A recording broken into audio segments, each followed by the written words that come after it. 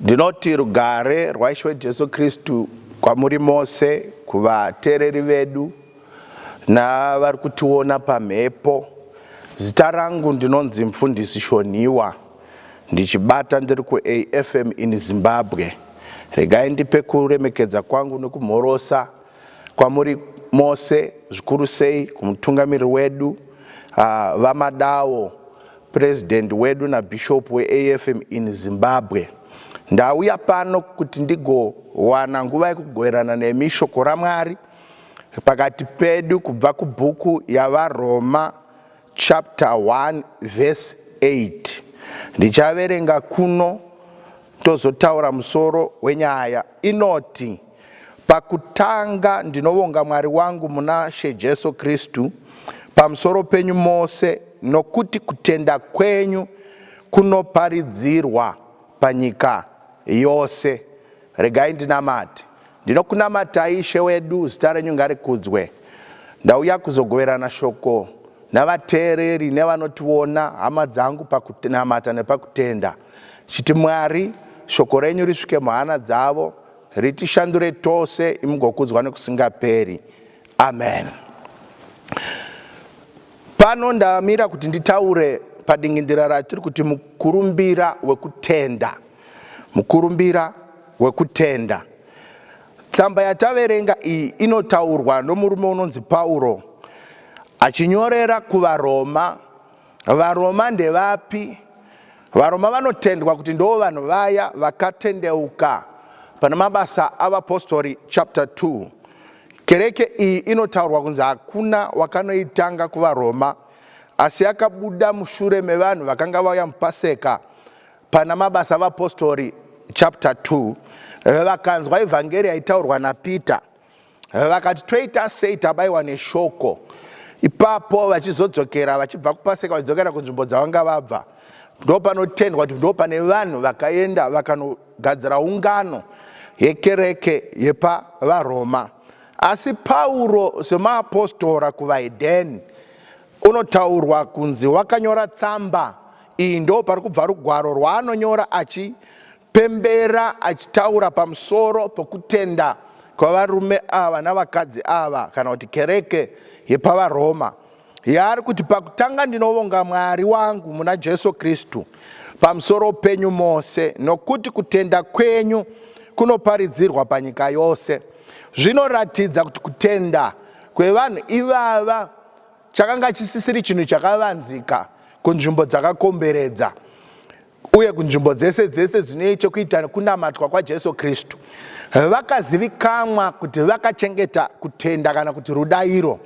Zvandauya pano kuti ndikurudzire hama dzangu vanotiteerera, vachateerera nevari kutiona, kuti takauya kuna Jesu Kristu, uye tauya kuna Jesu Kristu mukurumbira mukuru watinofanha kutakura, mukurumbira wekutenda kuna Ishe Jesu Kristu. Varume ava navakadzi ava kana kuti kereke iyi yavaRoma haina mukurumbira wezvimwe zvinhu. Pauro unototi ndinovonga Jesu Kristu Ishe wangu nokuda kwenyu, kuti kutenda kwenyu kunoparidzirwa kwose kwose. Vana baba nanamai, zvinogona kuitika kuti wapinda munzvimbo dzokunamatira, waungana pamwe chete navamwe, unogona kuita mukurumbira wezvimwe zvisiri zvokutenda, unogona kuita mukurumbira wezvimwe zvisiri zvokunamata. Vamwe vakaita mukurumbira wamakuhwa pamakereke, makereke akatokanganisika, akatodhistebheka. Vamwe vakaita mukurumbira weumbavha, vamwe vakaita mukurumbira weuroyi, vamwe vakaita mukurumbira wokunyepa, vamwe vakaita mukurumbira woufeve. But pano ndinofara kuti tine kereke isina kuda kuisa mukurumbira wayo pazvinhu zvisina umwari, yakaisa mukurumbira wayo pamusoro pezvinhu zvokunamata, zvikuru sei yokutenda. Ukazotarisa bhaibheri, havadziwo voga, Pauro haasi kuzvitanga ari iye. Jesu pachake une nguva yaakapa rupupuro rwekuti kune vanhu vakatenda zviro kwazvo. Ukaverenga kuna Luke chapter 7, pane nyaya yomurume wayo mukuru wamauto unouya kuna Jesu oti muranda wangu unorwara. Jesu unomuti handei kumba kwako, unoti aiwa Ishe, ini ndiri murume unoshanda pasi pesimba, revai henyu shoko, muranda wangu unopora kwaari ikoko. Uri kuratidza kuti faith yake kana kuti kutenda kwake unotenda kuti tenzi vakataura izwi ari ipapo, muranda ari kumba unopora. Unotenda kuti Mwari haakanganiswa, haadi kupiswi nekuda kwerunhambwe kana kuti distance nakwakadai.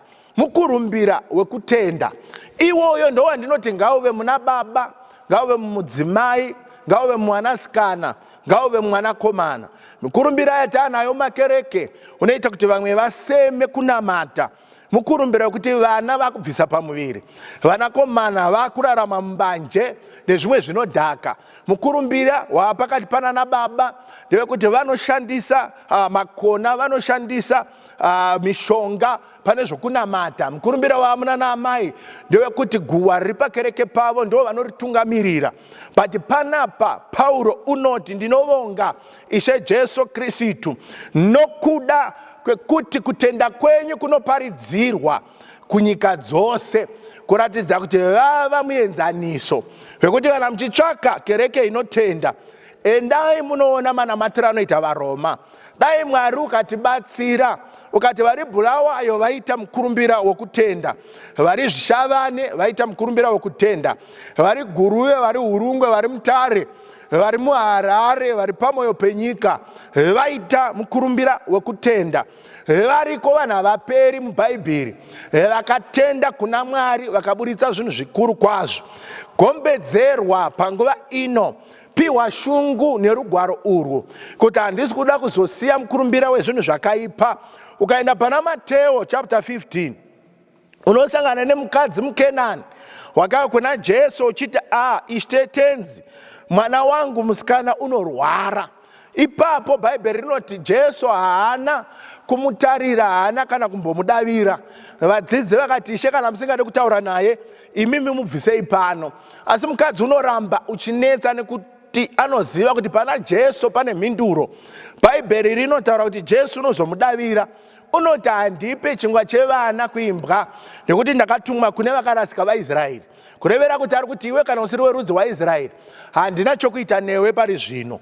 But unonzwa mukadzi uyu unodavira, unoti chero nembwa inodya zvinodonha patafura yatenzi wayo. Jesu unoti iwe mukadzi, kutenda kwako kwakakura. Unotsanangura pamusoro pekutenda kwake, unotsanangura pamusoro pekutsungirira kwake. Unoti chienda mwanasikana wako waporeswa iye zvino. Kurevera kuti chero pakava nekunyombwa, chero pakava nekudzikisirwa paunonamata, iwewe sara nemukurumbira wekunamata, sara nemukurumbira wekutenda. Vamwe vane daka mumakereke, vane daka navanhu vakanamata navo, vamwe vane daka navafundisi, vamwe vane daka navavhangeri, vamwe vane daka namadhikoni, vamwe vane daka navatungamiriri vemapoka avari, vachiti ndakaitirwa chakati nechokuti. Asi mukurumbira wekutenda vasina. Jesu unotaura pane rumwe rugwaro unoti ndikana ndodzoka ndinoshaya misika kuti ndichawana paine kutenda here. Vana baba naamai, vakomana nevasikana, chatakauya kuna Mwari chatakazogamuchira kutenda maari kuti iye ndiye Mwari wedu, iye ndiye baba vedu, ndiye Ishe wedu, ndiye mudzikinuri wedu. Ukaverenga bhuku ravaRebheru chapter 11 pavhesi 6 inoti hazvigoni kufadza Mwari pasina kutenda. Kurevera kuti tinogona kuungana tikashaya kutenda naMwari hatimuoni. Chapter 1 pavhesi ya 5 Pauro uchinyorera Timoti unoti ndinorangarira mbuya vako vaRoisi kuti vaive nekutenda ikoko, kutenda kumwe chete ikoko ndikakuona pana mai vako Eunice.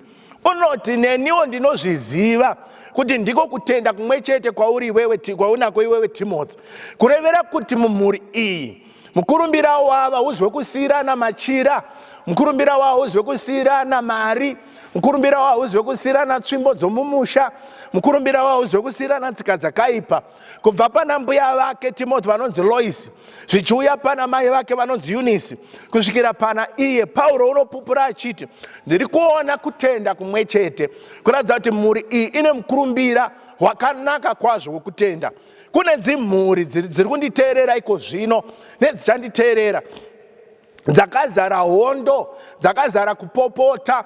Kune mhuri inozikamwa kuti iyi ndeyamarombe, iyi imhuri yevana vane musikahwa, iyi imhuri yezvifeve, iyi imhuri yekuti vakajoinisana uroyi. But pano pane mhuri iri kuita mukurumbira wekutenda. Vana baba nana amai, chinhu chichatimisikidzwa pamberi paMwari imbiri yokutenda.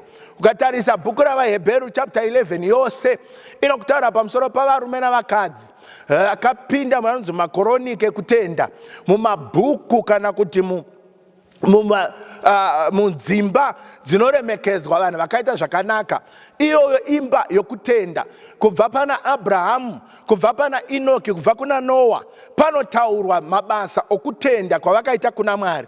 Kusvikira Bhaibheri rataura pamusoro paAbhurahama kuti paakatenda wakanzi uyu warurama. Kurevera kuti kutenda nekururama zvisiyani. Kurevera kuti watenda unorurama pamberi paMwari, unozendama pamberi paMwari, unozviwisira pamberi paMwari. Haazendame pane zvaanogona, haazendame pane zvaakadzidza, haazendame napamasertificate ake. Unochengetwa, unochengetedza chaakapiwa chinonzi kutenda. Saka Pauro haangatadzi hama dzangu kuti ndinovonga Jesu Kristu, ari kuti ndinotenda, ndinokudza Mwari nekuda kwenyu imi vekereke yapavaroma, kuti kutenda kwenyu kwaita mukurumbira kunoparidzirwa kunyika dzose.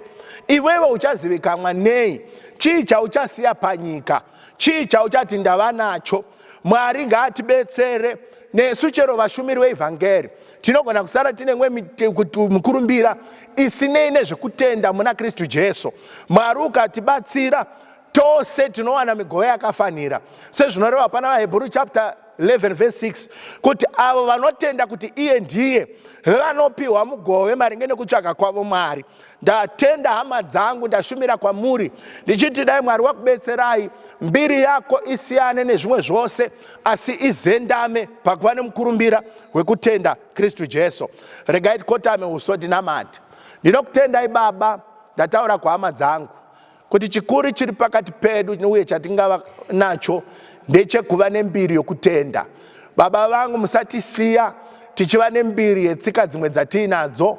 Ngadzibviswe, tibvisirwe kuipa, tibvisirwe Mwari vangu mukurumbira wezvakaipa, asi mutipe mukurumbira wekutenda, nekuti pakupedzisira imi mborerwai ichakubetserai nekusingaperi.